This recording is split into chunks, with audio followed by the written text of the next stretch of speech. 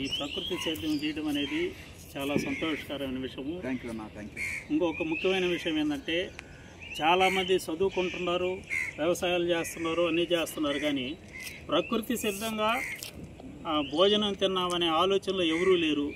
దాని కారణంగా ప్రతి ఒక్కరికి ఆరోగ్య సమస్యలు అనేటివి అందరూ అనుభవిస్తున్నారు లోకం మీద.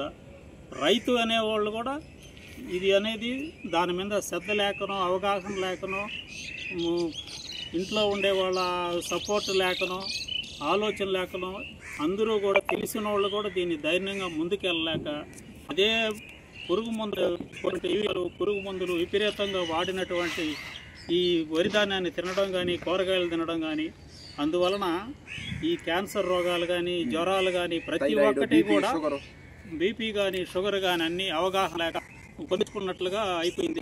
ఇకనైనా ప్రజల్లో మార్పు వచ్చి ఇప్పుడు నేను కూడా ఎప్పటి నుంచో ఒక 5 సంవత్సరాల నుంచి ప్రకృతి సేద్యం చేద్దాం అనుకుంటామే, కానీ అది చేయలేకపోవడం, ఏదో కారణం చేత ముందుకెళ్ళలేకపోవడం అది చాలా దురదృష్టకరం. కాబట్టి ప్రతి ఒక్కరూ కూడా ఈ హర్షాన్ని ఫాలో అయ్యి అందరం కూడా తలా కొంచెం ఒకరికి పంచలేకపోయినా వాళ్ళ ఇంటి వరకు చేసుకుంటే, కుటుంబ సభ్యులకైనా 4 ఇళ్ళు ఉంటే 4కి అది ఏదో చెప్పేదానికి కూడా ముందు ఉంటాడు.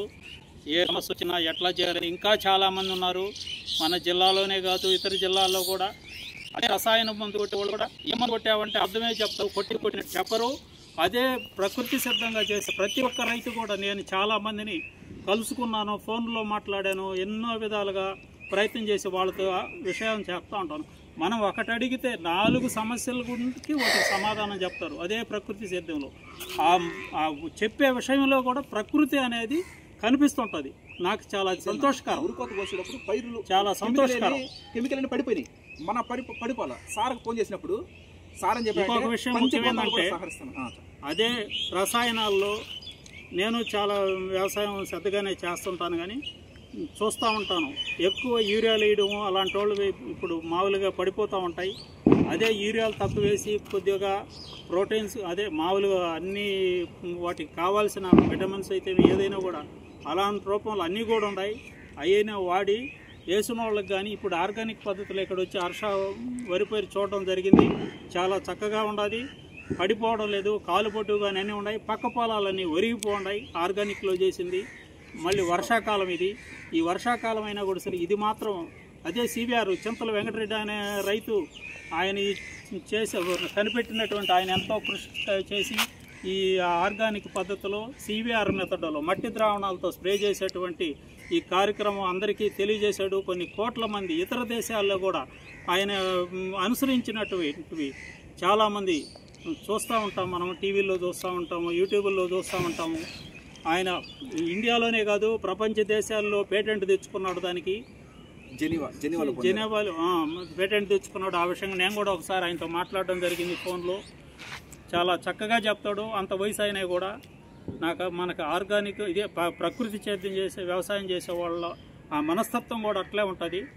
ఈరోజు అదే ఫాలో అయ్యి హర్ష ఇక్కడ ఈ యాటగిరిపాలెంలో పటేల్ నగర్లో ప్రకృతి సేద్యం చేసే వచ్చాను. ఈరోజు చాలా నాకు సంతోషంగా ఉంది. థ్యాంక్ యూ వెరీ మచ్ అన్న. Thank you.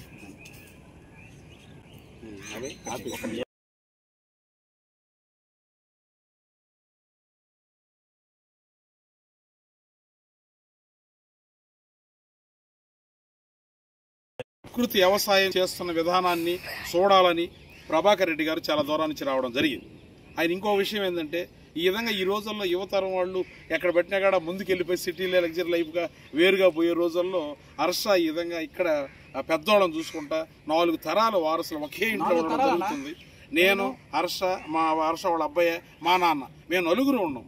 మనుషులు సమాజంలో ఉండడం 2 రకాలు. యూనిటీగా ఉండడం అనేది, ఫ్రెండ్లీగా ఉండడం అనేది ఒకటి, ఏదో ముక్కుబొడిగా అట్లా ఉండడం అనేది ఒకటి. ఆ విధంగా ఎన్ని గమనించి ఆయన ఖచ్చితంగా హర్ష వాళ్ళని కలవాలని చెప్పి ఆయన దూరం వచ్చాడు. ఆయనకి అందరికీ నమస్కారం. మల్లం నుంచి మా పెద్ద అబ్బాయి చేసిన ప్రయత్నం చూడడానికి ప్రభాకర్ రెడ్డి గారు చూడడానికి వచ్చినారు. మాకు చాలా సంతోషంగా ఉంది.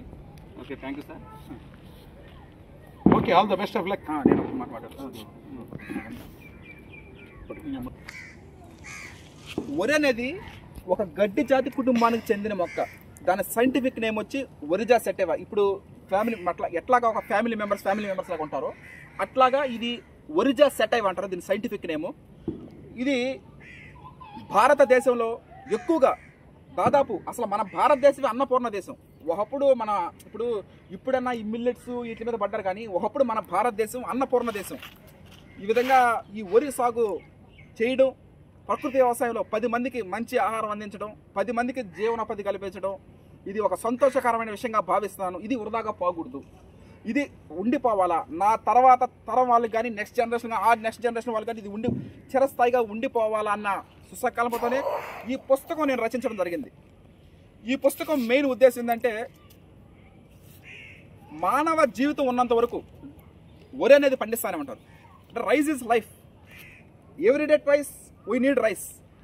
మన భారతదేశంలో మెయిన్ ఆహార పంట ఉత్పత్తి చేసేది ఏంటంటే వరే. ఈ వరి పండించడం, అది కూడా షుగర్లెస్. నవంబర్లో వేస్తాం మనం. The pride of Telugu Indian rice RNR 15048 November 15 పైన నవంబర్ 22 అనుకుంటున్నాం, మనం 22 వేద్దాం అనుకుంటున్నాము. ఆ తెలంగాణ సోనాని వరి వంగడం వేయడం జరుగుతూ ఉంది. వీళ్ళందరికీ నేను దాని గురించి కంప్లీట్గా రాశారన్న. తెలంగాణ సోనా గురించి, CVR మెథడ్ ఫార్మింగ్ గురించి ప్రతి ఒక్కటి మీరు క్లియర్ కట్గా తెలుసుకుంటారు. అతిథులు కూడా, మన ఇంటికి వచ్చిన అతిథులు కూడా, అతిథి దేవోభావ అన్నారు, అతిథులు కూడా ఈ బుక్ అనేది ఇవ్వడం జరుగుతూ ఉంది. ఈ విధంగా ప్రతి ఒక్కరికి వరి సాగు చేయడానికి 4-5 నెలలు పడుతుంది. మళ్ళీ వాటిని ఎండబెట్టి ఆరబెట్టి మళ్ళీ స్టోరేజ్ చేసి ఒక దాదాపు 4 నెలలు 5 నెలలు అంటే 9 నెలలు 10 నెలలు మన కష్టం.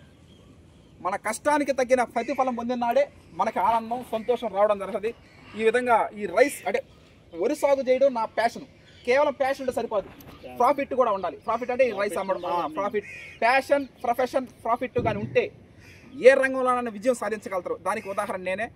ఈ విధంగా అన్నాన్ని ఈరోజు కలుసుకోవడం చాలా సంతోషంగా ఉంది. అన్న మీకు ప్రత్యేకంగా తెలియజేస్తున్నాను. Okay, thank you.